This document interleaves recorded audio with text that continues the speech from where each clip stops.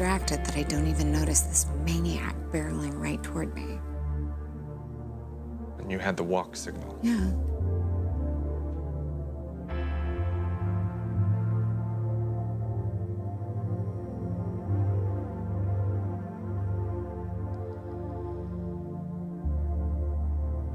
What happened?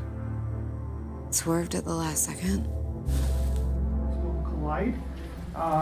Kind of two different stories going on at the same time, kind of relationship movie, but one woman saying one story, but of course the reality of that story is completely different. I had the feeling that she was a villain from the beginning. How she ate her peanut butter.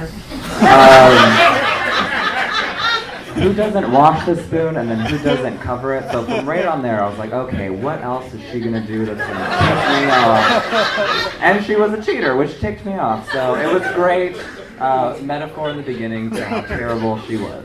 So Collide was pretty interesting because the lady, Sally, was a pathological liar.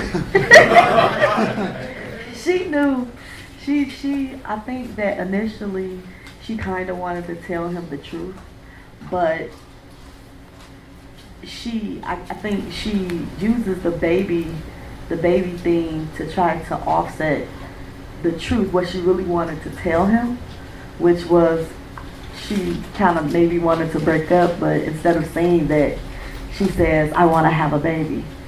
And, you know, she tells the story, and it's like, you know, I guess as the movie's going, it's showing what she really did as opposed to what she's telling her boyfriend Tim. And I was just like, wow. That it was deep. Yeah. It was really deep. And, you know, I feel sorry for her boyfriend because he was really like concerned and everything and like comforting her and stuff and reassuring her. And she just was lying. And then at the end, she left her phone number for a dude to text her. So she was gonna do it again. You could also say that she's speaking the truth. Like she's really kind of saying everything. She's saying the truth. Except it's the perception of what the boyfriend is, how he's relating the message, right? So yeah, I feel like she knows that she wants to have two men at the same time, but she knows that like her boyfriend won't ever betray her. I think she knows that in her gut, but she wants to test him how he's loyal to her. So like the more she says like, you know, deep stuff, he never betrays her. So I think she definitely has faith in that. So I don't think she's a good woman, but I thought she was telling the truth, but she was just telling the truth metaphorically in the way she could get it across. she was just confessing, but then he just wasn't like. It's all about the interpretation of how she was saying the words. So I picked up this message of fear, and I felt like she had all this fear, and so she used this metaphor of a baby to relate this message that she wanted to tell her boyfriend. And after she said it, it might seem like the worst thing, but the boyfriend actually took it very, very well. And at the end, they said they're both alive. And so I think there's this beauty of doing, finding what you want to do and then being able to relate that to someone and then not being afraid of the backlash that you might get.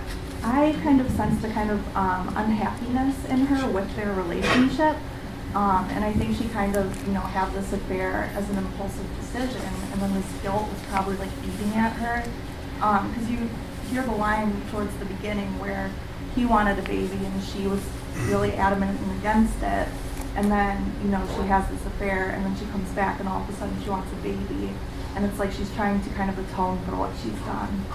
She has something missing in her life, and they are not supposed to be together, but she cannot, rather than approach that, rather than tell her husband that it's not working out, that they want different things, she freaks out, she has this affair, and then she feels guilty, and she thinks that having a child will fix things and force her into this box that he wants more than she. And honestly, that's how a lot of kids come into this world, where the relationships end up falling apart because people aren't honest with each other, and it's hard to be that emotionally honest with somebody you love, but maybe you've fallen out of love with or you're on different tracks. I mean, stuff's complicated, and this did a really, really good job of encapsulating that.